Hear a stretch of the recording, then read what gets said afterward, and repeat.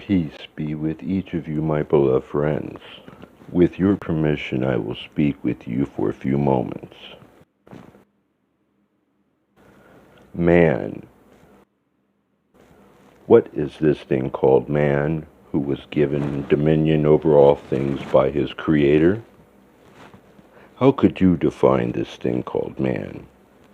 In your existence, or your plane of existence, we see man in a physical, chemical body, so to speak. He functions through this chemical body, controlling it and its actions through what you call a brain. But here upon another plane of existence, we find man functioning much differently. Here, he functions in what, to use your terms, you call an astral shell. Here he moves, he thinks, he carries on a life much as you do upon your plane. Yet he does not function with the chemical body, nor does he control or manipulate his astral shell through his brain as you do. He finds life is much different in some respects. He finds that thought is much more effective upon this plane. He finds that he brings into being that which he desires by merely creating a thought, and prompting his thought comes into being for him. He builds his own surroundings with very little effort on his part, and these surroundings and actions will depend entirely upon his ability to think. Here, he is also limited in many ways, for he finds himself among the physical beings, for he has been lost. Now, here in your physical plane, man is also limited in many ways, for he finds himself among the physical beings, for he has been lost so long in his physical existence through desires that were created within him many eons back in time. He finds this desire, which he has continually pushing him, so to speak, to express in the physical or chemical, and oftentimes not realizing exactly where he is. He does not take advantage of the situation that he finds himself in at that time, but rather tries to pull himself back into the physical chemical plane of existence before his time. Oftentimes, this becomes quite confusing to the unenlightened ones, then causes much unhappiness to the individual, and oftentimes, through lack of understanding, much harm and much inconvenience and suffering is brought to some of those in the physical chemical plane of existence. What is man? Just what does he consist of? For as we move farther out, we find other planes of existence, other levels of life.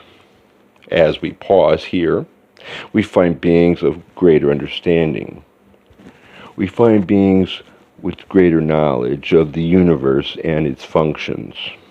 We find that these individuals also function in a world of thought, but they have a higher knowledge of the use of this power. They also have greater knowledge of many other powers.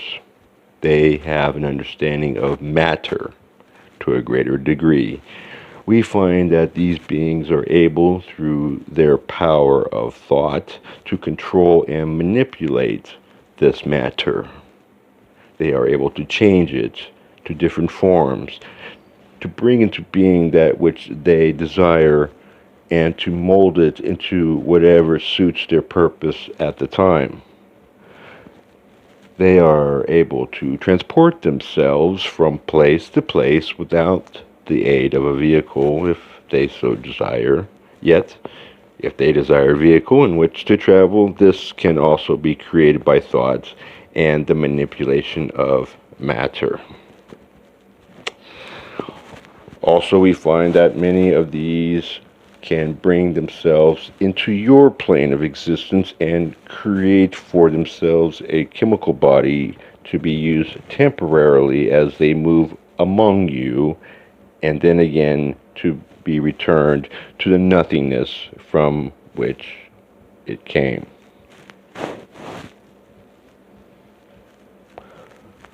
What is man? How do we define this man? Shall we go higher? Shall we move from this realm where man lives in a world of thought? Yet he lives a life somewhat as yours in that he lives with his fellow man. They work together. They have their homes and their families, but yet so different.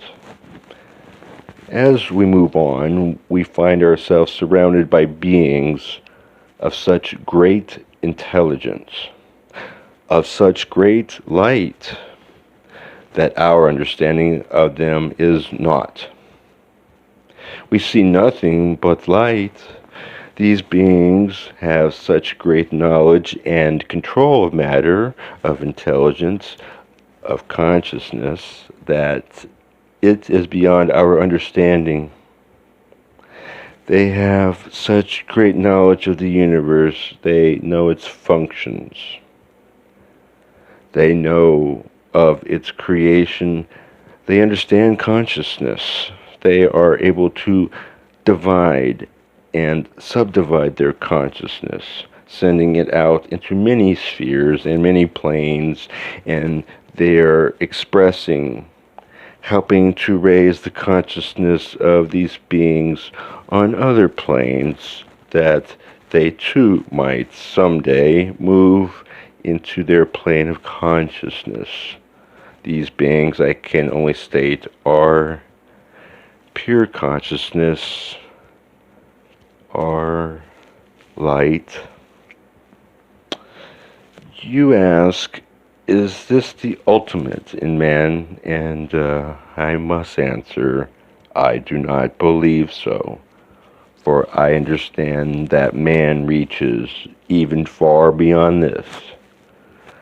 So, beloved friends, how would you define man? I have no definition for man. For man, shall we say, is inconceivable. At my level of understanding, I believe I would have to state it so.